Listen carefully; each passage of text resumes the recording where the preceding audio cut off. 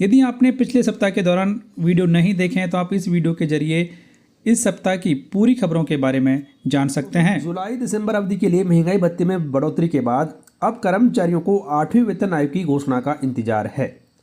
लगभग हर 10 साल में नए वेतन आयोग की घोषणा सरकार के द्वारा की जाती है और यही परंपरा देखने को मिली है। उम्मीद जताई जा रही है कि केंद्र सरकार जल्द ही इस पर फैसला ले सकती है। हालांकि अभी तक इसके बारे में किसी भी प्रकार की आधिकारिक घोषणा सरकार के द्वारा नहीं की गई है। ऐसा अनुमान है कि 8वां वेतन आयोग की घोषणा अगले साल की शुरुआत यानी कि संभवतः 2025 के केंद्रीय बजट में की जा सकती है। एक यूनियन नेता के अनुसार यह उपयुक्त समय हो सकता है क्योंकि पिछली बार 7वें वेतन आयोग की रिपोर्ट फाइनल करने में 18 महीने का समय लगा था, जिसे जनवरी 2016 से लागू किया गया था। आगामी वेतन आयोग से सरकारी कर्मचारियों और पेंशन भोगियों के वेतन और पेंशन में संशोधन की संभावना है, जो महंगाई और अन्य आर्थिक कारकों को ध्यान में रखते हुए किया जाएगा। अगर 8वें वेतन आयोग की सिफारिशें लागू होती हैं तो केंद्रीय कर्मचारियों का न्यूनतम वेतन 18,000 रुपये से बढ़कर लगभग 34,560 रुपये किए जाने की संभावना है। इसका मतलब है कि न्यूनतम वेतन में लगभग 92% की बढ़ोतरी हो सकती है और इसी तरह पेंशन भोगियों के लिए न्यूनतम पेंशन भी बढ़कर 17,280 रुपये हो जाएगा। इस संशोधन के बाद सरकारी कर्मचारियों और पेंशन भोगियों को महंगाई और अन्य आर्थिक कारकों के आधार पर बड़ी राहत मिल सकती है। महंगाई भत्ता 53% होने के बाद सरकारी कर्मचारियों के 50% महंगाई भत्ते को बेसिक में मर्ज किए जाने की जो उम्मीद थी वो धराशायी होती नजर आ रही है, क्योंकि सरकार के द्वारा जो आदेश जारी किया जिसमें कहा है कि 1 जुलाई 2024 से सरकारी कर्मचारियों और पेंशन भोगियों के मूल वेतन और मूल पेंशन का अब 53% महंगाई भत्ता दिया जाएगा। मूल्य वृद्धि के विरुद्ध क्षतिपूर्ति के लिए केंद्र सरकार ने सरकारी कर्मचारियों को 7वें वेतन आयोग की सिफारिशों के अनुसार बढ़ा हुआ महंगाई भत्ता दिए जाने का फैसला किया था, जिसका फायदा 1 जुलाई 2024 से मिलेगा और केंद्र सरकार के इस फैसले से सरकारी खजाने पर लगभग 9,448 करोड़ रुपये का प्रतिवर्ष खर्च आएगा। हालांकि सरकार के इस फैसले से करीब 1 करोड़ से ज़्यादा कर्मचारियों और पेंशन भोगियों को फायदा होगा। चूंकि डीए और डीआर 50% आंकड़े को पार कर चुके हैं, इस बात को लेकर काफ़ी खबरें आ रही थी कि क्या डीए और डीआर को मूल वेतन में मिला दिया जाएगा जैसा कि पहले हुआ करता था, लेकिन इस बार ऐसा नहीं हो रहा है।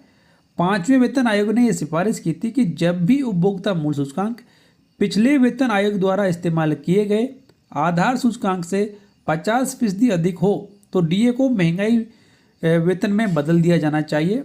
तदनुसार सरकार ने 1 जनवरी 2024 से 50% डीए को मूल वेतन में मिलाने के लिए 27 फरवरी 2024 को आदेश जारी किया था। यानी कि 20 साल पहले सरकार ने ऐसा फैसला किया था, जहां पर महंगाई भत्ता 50% होने के बाद उसे बेसिक में मर्ज कर दिया गया था।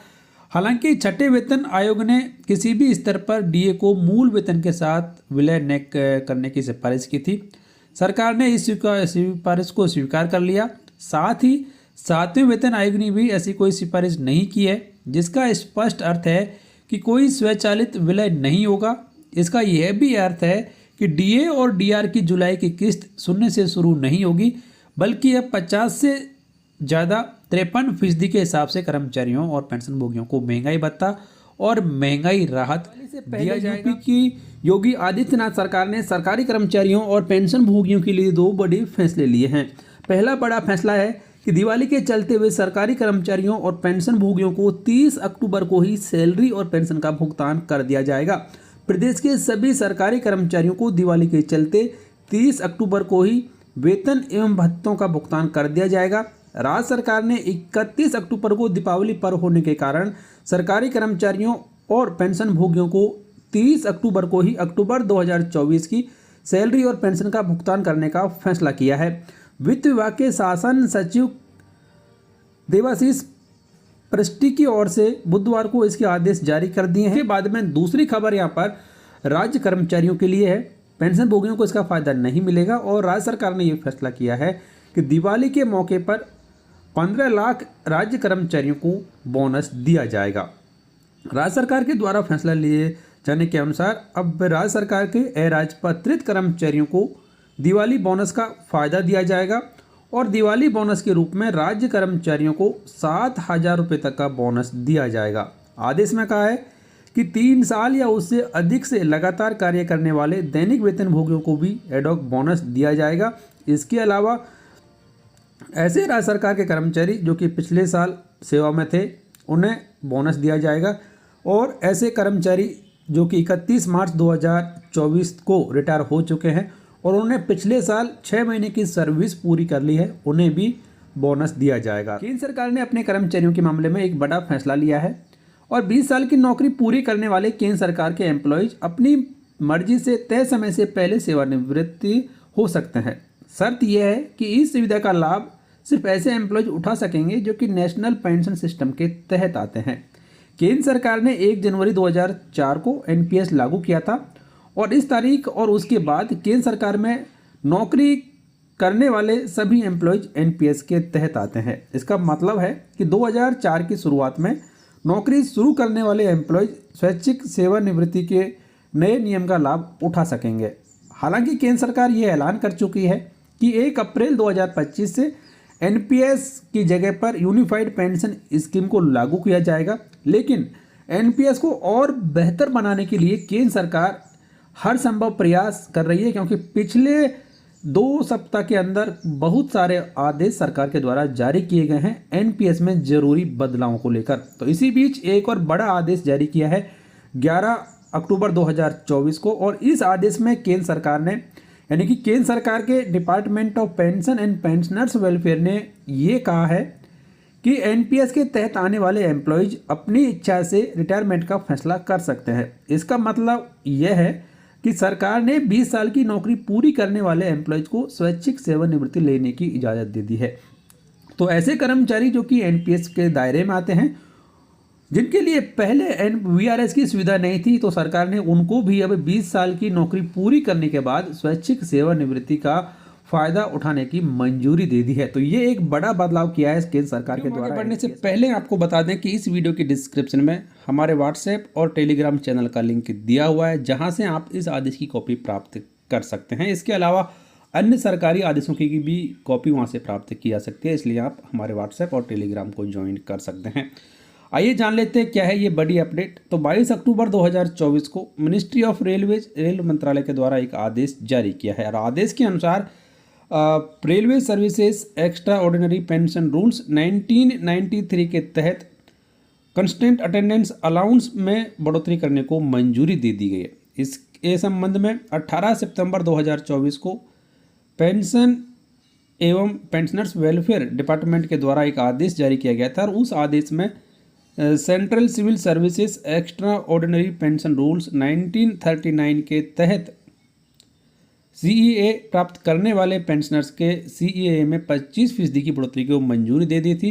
तो अब यहाँ पर रेलवे में भी इसको लागू कर दिया है और रेलवे में एक्स्ट्रा ऑर्डिनरी पेंशन प्राप्त करने वाले पेंशन भोगियों के सीएए में भी 25% की बढ़ोतरी कर दी गई है।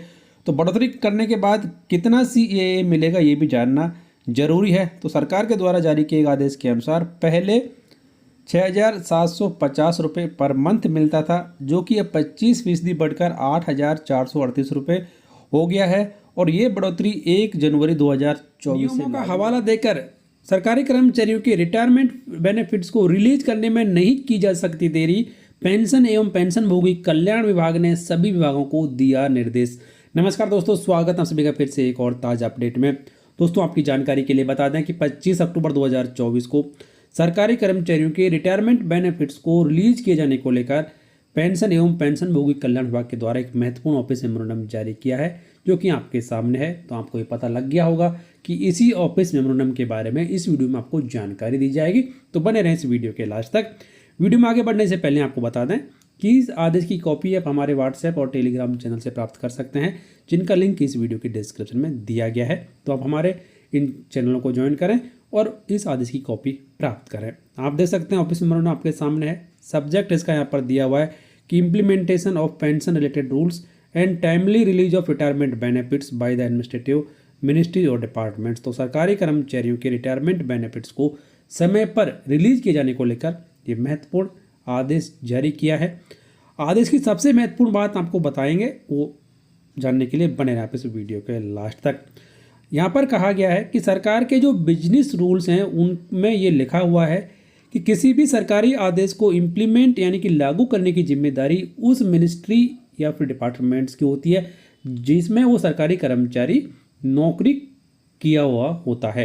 लेकिन कई ऐसे मामले सामने आए हैं जहां पर उस डिपार्टमेंट या फिर मिनिस्ट्री के द्वारा समय पर कार्रवाई नहीं किए जाने की वजह से सरकारी कर्मचारियों को रिटायरमेंट बेनिफिट्स रिलीज करने में देरी का सामना करना पड़ा, यानी कि कर्मचारियों को इंतजार करना पड़ा है उसके रिटायरमेंट बेनिफिट्स को प्राप्त करने के लिए। तो इसी को ध्यान में रखते हुए ये आदेश जारी किया गया है और यहाँ पर ये कहा गया है कि अब हर एक डिपार्टमेंट की ये जिम्मेदारी बनती है और ये उसका दायित्व है कि एक सरकारी कर्मचारी के जो भी रिटायरमेंट बेनिफिट्स हैं वो विद इन टाइम रिलीज किए जाएं और यदि कोई विभाग ऐसा नहीं करता है तो सीसीएस पेंशन रूल्स 2021 के नियम 65 के तहत सरकारी कर्मचारी को उस विभाग के द्वारा ब्याज दिया जाएगा। आपको बता दें कि 24 अक्टूबर 2024 को रेलवे बोर्ड के द्वारा आदेश जारी कर रेलवे के जो आरपीएफ और आरपीएसएफ के जवान हैं उन्हें साल 2023-24 का एडॉक बोनस दिए जाने को मंजूरी दे दी है।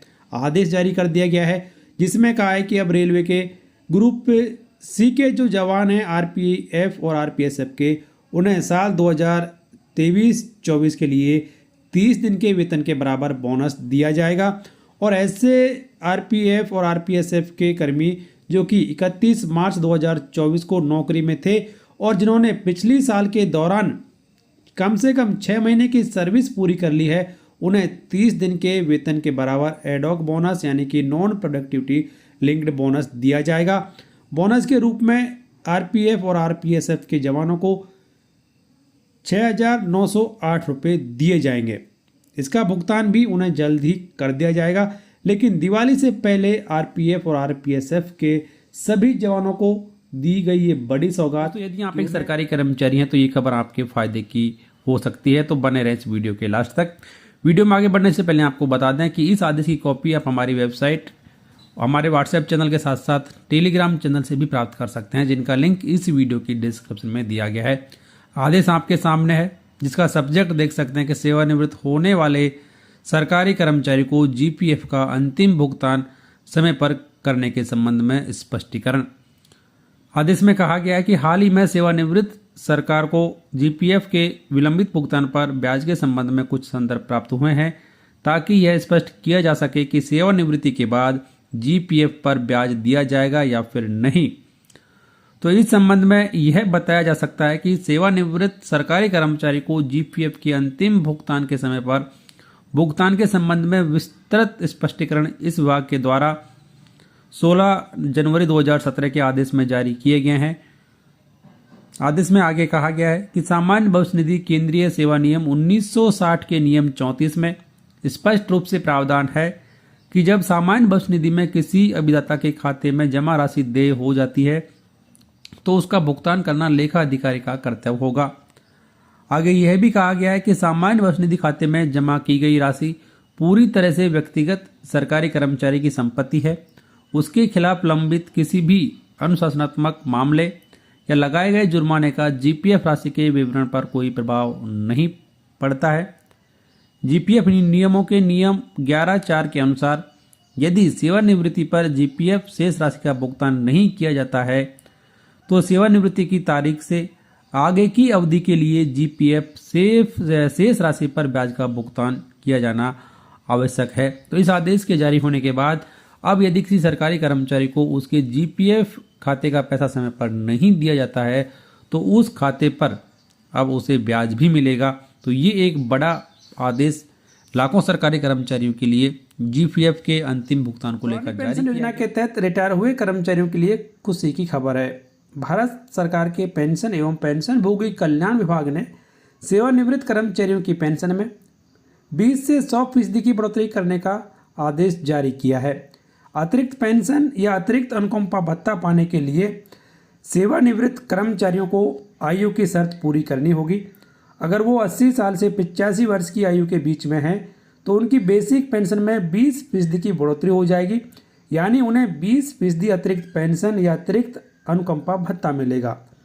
एक तय आयु पार करने के बाद सेवानिवृत्त कर्मचारियों की पेंशन में बतौर अतिरिक्त पेंशन या अतिरिक्त अनुकंपा भत्ते में 100% की वृद्धि हो सकती है। पेंशन एवं पेंशनभोगी कल्याण विभाग द्वारा इस संबंध में 18 अक्टूबर 2024 को ये कार्यालय ज्ञापन जारी किया गया है, जिसमें कहा गया है कि केंद्रीय सिविल सेवा पेंशन नियम 1972 के अंतर्गत आने वाले केंद्रीय कर्मचारी की पेंशन और अन्य सेवानिवृत्त लाभों को लेकर सरकार ने बड़ा फैसला लिया है।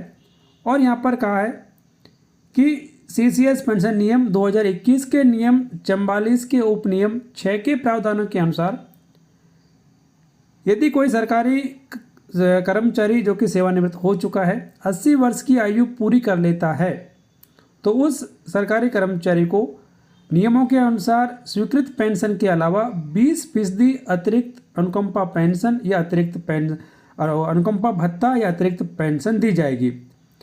इसके अलावा ये भी कहा गया है कि अतिरिक्त पेंशन या अतिरिक्त अनुकंपा भत्ता उस कैलेंडर माह के पहले दिन से दिया जाएगा जिसमें वह देय होगा। उदाहरण के लिए 20 अगस्त 1942 को जन्मा एक पेंशनभोगी पहली किस्त 2022 से मूल पेंशन के 20% की दर से अतिरिक्त पेंशन के लिए पात्र होगा।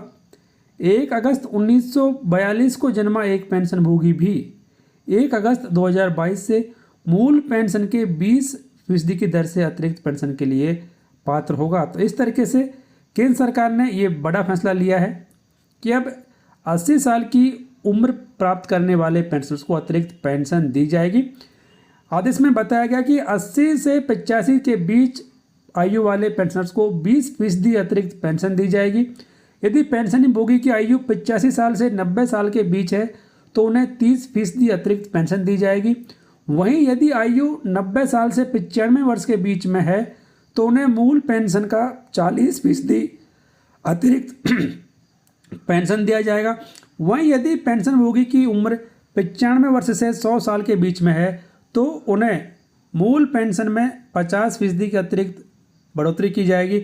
और यदि उनकी उम्र 100 साल या उससे ज़्यादा हो जाती है तो एक पेंशनभोगी को 100% अतिरिक्त पेंशन दी जाएगी। तो इस तरीके से ये बड़ा बदलाव केंद्र सरकार के द्वारा किया गया कि 80 साल की उम्र होने के बाद में पेंशनभोगियों को अतिरिक्त पेंशन मिलती रहेगी। तो ये बड़ा बदलाव। फिलहाल इस वीडियो में इतना ही। उम्मीद करते हैं जानकारी आपके फ़ायदे की रही होगी। तो वीडियो को लाइक कर दें, शेयर कर दें आपके दोस्तों के साथ। चैनल सब्सक्राइब कर बेल आइकन प्रेस कर लें और नोटिफिकेशन ऑन कर दें हर एक फ़ायदेमंद जानकारी सबसे पहले देखने के लिए।